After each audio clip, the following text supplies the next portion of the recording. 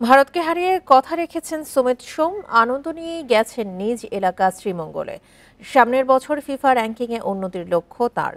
এদিকে হামজা সমিতের মতো তারকার সঙ্গে খেলতে পেরে গর্বিত জায়ান আহমেদ। তাদের থেকে শিখে আরও পরিণত হচ্ছেন বলে জানিয়েছেন এই লেফট ব্যাক।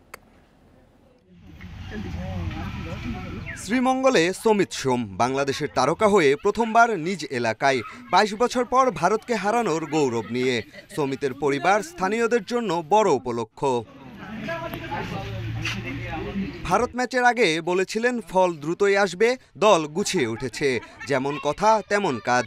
মর্যাদার ম্যাচ জিতে উৎসব বাংলাদেশে। দলকে নিয়ে সুমিতের বড় স্বপ্ন। হোপ করছি আর প্ল্যান করছি যে আমরা জিতবো। আমাদের একটা কনফিডেন্স ছিল যে আমরা এই ম্যাচটা জিততে পারবো, আর ওইটা হয়ে গেছে।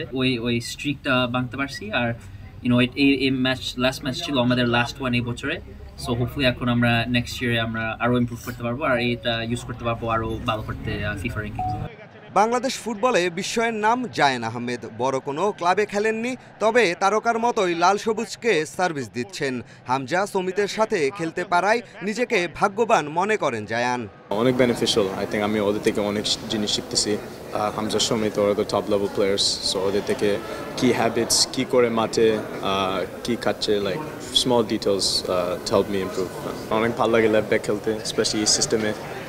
কোচ যেরকম সেট আপ করে আমাকে অনেক ফ্রিডম দেয় অফেন্সিভলি, ডিফেন্সিভলি। এবছর জাতীয় দলের ব্যস্ততা নেই। ভারত ম্যাচ শেষে হামজা চলে গেছেন, সমিত জায়ানও নিজ নিজ ঠিকানায় ফিরে যাবেন। পিয়াস সাহা, ইন্ডিপেন্ডেন্ট নিউজ, ঢাকা।